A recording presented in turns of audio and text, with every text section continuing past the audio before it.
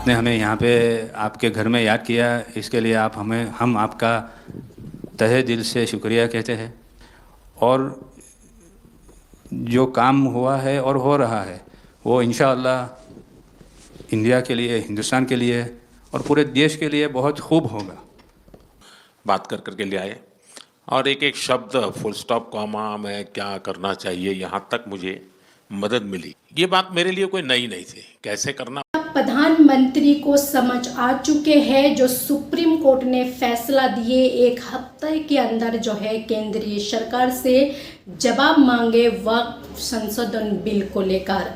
तो क्या उनको ये पता चल गई जो वक्फ संशोधन बिल जो है रद्द हो सकते हैं, बदलाव हो सकते हैं। ऐसे गर्मजोशी के साथ दोनों सदन में ये बिल पास करवा लिए थे और उसके बाद मुसलमानों ने लगातार 2 महीने से इस बिल के विरोध में प्रदर्शन कर रहे सड़कों पर है। और उसके बाद जो है ये बिल सुप्रीम कोर्ट में 73 से भी अधिक याचिकाएं दायर करी गई थी और उसके बाद जो है सुप्रीम कोर्ट की सुनवाई के बाद जो है सरकार से 1 हफ्ते का टाइम मांगा है सवालों की जवाब के लिए।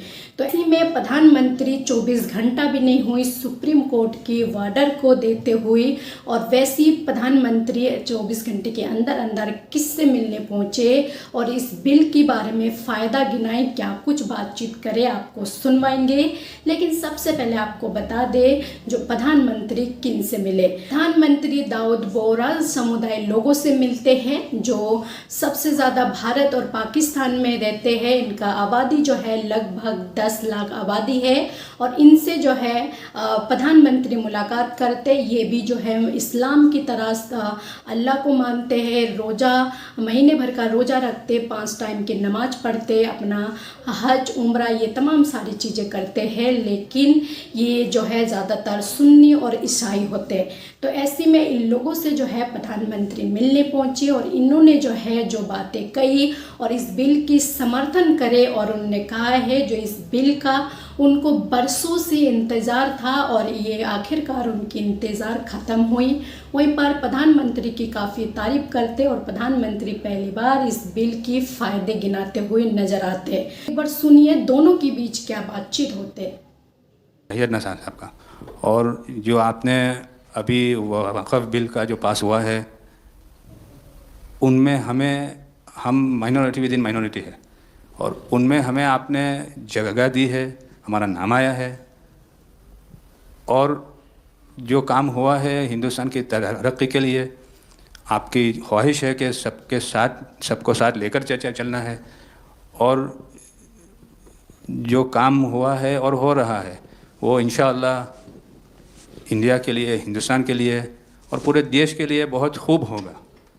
और छोटे लोगों की भी आप भरे गिन। और मेरा जो एक्सपीरियंस है ऐसे ही लोग प्राइम मिनिस्टर होते हैं।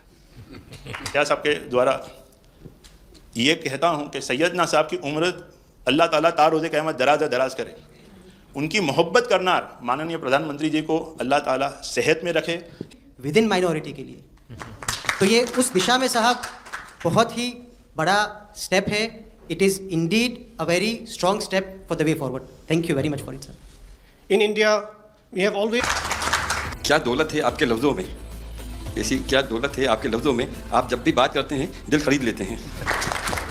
आपकी हम्बलनेस, आपकी ह्यूमिलिटी सर। सबसे पहले मैंने सैयदना साहब से सलाह मशवरा किया, फिर उन्होंने आपको मेरे पास भेजा।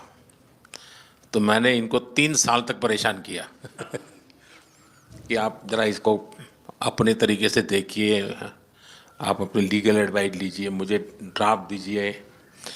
यानी आप कल्पना नहीं कर सकते इतना कंसल्टेशन में उन्होंने मेरा साथ दिया। आप में से जो भी जानकार लोग उनको बात कर करके ले आए और एक एक शब्द फुल स्टॉप कॉमा में क्या करना चाहिए यहाँ तक मुझे मदद मिली। ये बात मेरे लिए कोई नई नहीं थी, कैसे करना उसके लिए आपको शायद याद होगा जब आपके दादाजी सैयदना साहब, अब वो तो 9900 तो एक बार मेरे घर पे आए थे। तो फिर उसी में से बात निकली पाटन की। अब एक व्यक्ति इस वक़्फ़ के नाम पे आप लोगों के लिए वो सबसे बड़ी श्रद्धा की जगह है, उसको दबोच के बैठा हुआ। अब मैं भारी कोशिश की मैंने खुद ने है, यानी मुझे मालूम था कि कितनी पीड़ा आप लोग सह रहे हैं। एक्चुअली वक्त का जो स्पिरिट है, आखिर ये किस चीज़ के लिए, किसके लिए, उसका अगर दुनिया को उत्तम से उत्तम कोई मॉडल दे पाएगा तो सैयदना साहब दे पाएंगे। लेकिन अब नई व्यवस्था में कानून के तहत तो दुनिया देखे, क्योंकि देखिए कल तक वक्त के नाम पर क्या हुआ और अब देखिए कैसे हो सकता है। और जब गरीब से गरीब इंसान की दुआ मिलेगी तो उसकी ताकत अनेक गुना बढ़ जाती है जी। हमारा काम है ऐसे लोगों के हाथ में अधिकार देना, ऐसे लोगों के हाथ में व्यवस्था देना। एक तो इस बिल के खिलाफ इस देश के 20 करोड़ मुसलमान जो है सड़कों पर है, तो दूसरी तरफ ये कौन सी मुसलमान है, कौन सी इस्लाम को मानने वाली है जो इस बिल की स्वागत कर रहे गर्मजोशी के साथ। तो खैर प्रधानमंत्री इनसे मिलकर बातचीत करे और पहली बार उन्होंने फ़ायदा गिनाई इस बिल के, लेकिन इस देश की जितनी भी मुसलमान हैं प्रधानमंत्री के इन फ़ायदों के बारे में उनको भरोसा बिल्कुल भी नहीं। और खैर उन्होंने तो शुरू से जो है फ़ायदा गिनवाते आए, लेकिन ये मामला सुप्रीम कोर्ट में जब फंसे है, जाहिर सी बात है जब कोर्ट की तरफ से भी उनसे जवाब मांगे गए तो उम्मीद लगाए जा रहे जो इस बिल में बदलाव हो सकते या फिर बिल रद्द हो सकते। तो कहीं ना कहीं कुछ तो इस बिल में ऐसा कुछ गलत है जो संविधान के खिलाफ है, इन लोगों के साथ कुछ गलत होंगे, इसलिए जो है सुप्रीम कोर्ट ने इस बिल को इस तरह से रोका है। 20 करोड़ मुसलमान सड़कों पर है, वो क्या बेवकूफ़ है? क्या लगते हैं आपको इसके बारे में? आपका जो भी राय है अपना राय कमेंट बॉक्स पर जरूर लिखें। चैनल पर पहली बार हो तो चैनल को सब्सक्राइब करना ना भूले, बेल आइकन को दबाना ना भूले ताकि इसी तरह के वीडियो अपडेट आप तक पहुँचे। जय हिंद, जय भारत।